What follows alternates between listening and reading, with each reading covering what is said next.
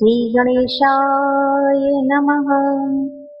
શ્રી કૃષ્ણં શરણં મમ. જય શ્રી કૃષ્ણ. તાનાની પ્રિય ગોપીઓ, આપ સૌનું મારી ઓમ ડિવાઇન કથા યુટ્યુબ ચેનલ પર હાર્દિક સ્વાગત છે.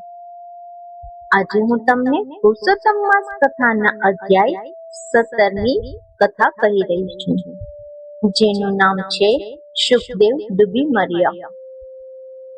વાલ્મીકી બોલ્યા, હે દ્રઢધન્વા, ગૌતમીના વચનોથી સુદેવે પ્રભુ ભક્તિમાં ચિત્ત પોરવ્યું. એકવાર તે સમિધ અને પુષ્પો લેવા વનમાં ગયો. તે વેળા તેનો પુત્ર શુકદેવ તેના મિત્રો સાથે રમવા ગયો. બધા ફરતા ફરતા એક વાવ પાસે આવ્યા.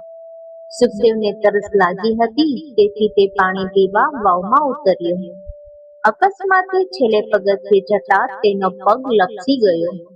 તે વાવના ઊંડા જળમાં પડી ડૂબકા ખાવા લાગ્યો.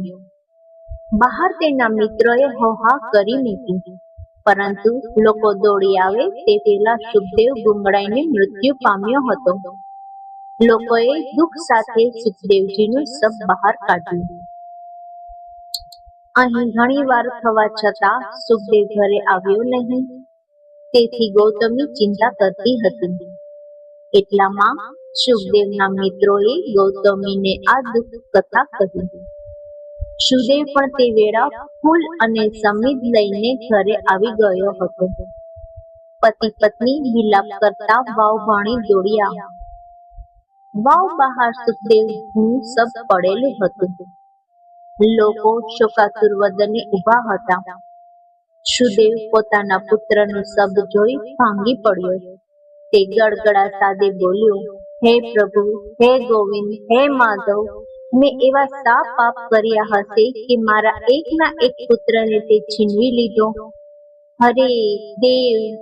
રાજા દશરથ પુત્ર વિયોગમાં તત્કાલ મૃત્યુ પામ્યા, અને હું હજુ સુધી કેમ જીવતો રહ્યો છું? ભગવાન વિષ્ણુના કહેવા છતાં મેં પુત્રની હઠ કરેલી, તેનું પરિણામ મારે ભોગવવું પડ્યું. આમ વિલાપ કરી તે દૃષ્ટિએ રોવા લાગ્યો. બોલીએ શ્રી પૂર્ણ પુરુષોત્તમ ભગવાનની જય.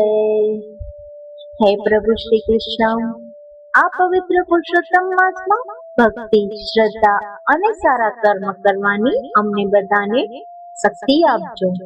જે કોઈ આ કથા શ્રદ્ધાથી સાંભળે કે કરે, તેમના તમામ દુઃખ દૂર થાય અને તેમના જીવનમાં સુખ શાંતિ આવે. જો તમને આવી આધ્યાત્મિક કથાઓ ગમતી હોય તો વિડીયોને લાઈક કરો, મારી ચેનલને સબસ્ક્રાઇબ જરૂર કરજો, અને આ કથાને તમારા પરિવાર અને મિત્રો સાથે શેર કરવાનો ભૂલશો નહીં. ફરી મળીએ એક નવી ભક્તિપૂર્ણ કથા સાથે. જય શ્રી કૃષ્ણ. રાધે રાધે.